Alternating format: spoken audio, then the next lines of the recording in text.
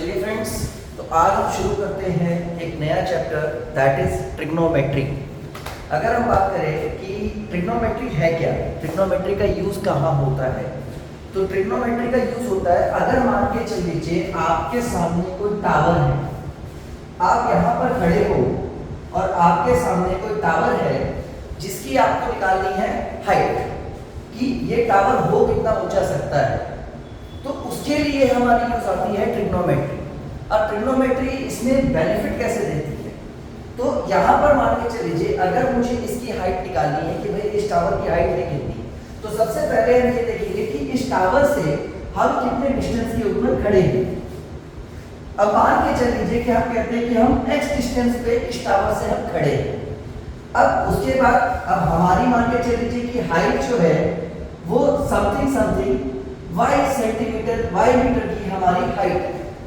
x metre is the distance जिसमें कि हम खड़े हैं टावर से इतनी दूरी पे, एंड जो मेरी हाइट है दैट इज y मीटर।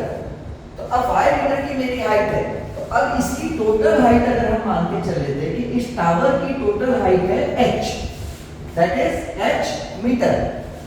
तो अब उसके बाद अगर मुझे निकालना है कि इस टावर की टोटल हाइट कितनी है, तो हम सबसे पहले क्या करेंगे कि ग्राउंड लेवल के पैरेलल हम एक लाइन ड्रॉ कर देंगे जो कि ये डिनोट करेगा कि ये डिस्टेंस, जितना डिस्टेंस मेरी हाइट का है उतना डिस्टेंस हमने यहाँ से लेस कर दिया, दैट इज y मीटर।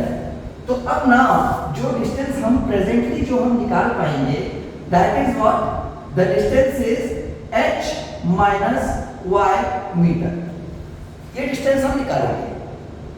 तो अब इसके लिए हम क्या करेंगे, हम सबसे पहले देखेंगे कि what is the angle of elevation. अब एंगल ऑफ एलिवेशन का मतलब क्या हुआ, एंगल ऑफ एलिवेशन का मतलब है कि आप अगर मैं यहां से खड़ा हूं और मैं अपने ऊपर की तरफ देख रहा हूं तो that is known as angle of elevation. तो एंगल ऑफ एलिवेशन मेरा कितना है, मैं कितने एंगल से किस डिग्री से मैं यहां पर देख रहा हूं। तो लेट्स से कि हम थीटा डिग्री से देख रहे हैं। अब अगर मैं इसको थीटा डिग्री से देख रहा हूं और मुझे इसका डिस्टेंस निकालना है, मुझे इसकी हाइट निकालनी है, तो अब यहां पर जो इसकी डिस्टेंस थी x मीटर, सेम डिस्टेंस इसकी भी होगी x मीटर। अब जब सेम डिस्टेंस इसकी भी x मीटर है तो as per the trigonometric ratio यहां पर हमारा क्या लग जाएगा कि हमारे पास बेस है, हमारे पास हमको परपेंडिकुलर निकालना है and we have theta degree, then the formula which is applied is tan theta is equal to p upon b, that is perpendicular upon base। तो जब ये एंगल जो मेरा है, ये एंगल इस बेस पे लाई कर रहा है, जिस चीज पे ये एंगल लाई करता है that is known as base in the right angle triangle and in trigonometric formula। So tan theta is equal to p by b। तो now अगर मैं बात करूं कि मेरा एंगल है tan theta एंड मेरा p कितना है, that is h minus y meter। what is my p, that is h minus y meter। अब उसके बाद अगर मैं बात करूंगा what is my base, that is x meter। तो अब कहने का मतलब क्या हुआ कि हमारा जो tan थीटा है, अब अगर मेरे पास एंगल दिया हुआ है तो हम इसकी हाइट बड़े आसानी से निकाल सकते हैं। अब इसी हाइट को अभी हमने वेरिएबल्स दिए थे, अब मान के चल लीजिए कि हम एक वैल्यू ले लेते हैं कि हमारे को अगर हाइट निकालनी है हम किस वैल्यू से अपनी हाइट निकाल सकते हैं। अब जैसे कि हमने इसको x मीटर लिया था, तो नाउ हम कह लेते हैं कि this is not x, this is 10 metre distance from the tower, correct. And हम ये कह देते हैं कि हाइट ऑफ अ पर्सन, या जो मैं खड़ा हूं वहां पे, मेरी हाइट है 1 मीटर, ठीक है। तो अब मैं अगर बात करूं कि 1 मीटर की हाइट हो गई, अब this is what h minus 5, that is h minus 1। तो अब अगर मैं बात करूंगा, या फिर हम एक काम करें कि इसको हम ले लेते हैं स्मॉल h। तो small h is the distance and capital H is the total height. So this is 1 metre, ये मेरे को पहले से पता है।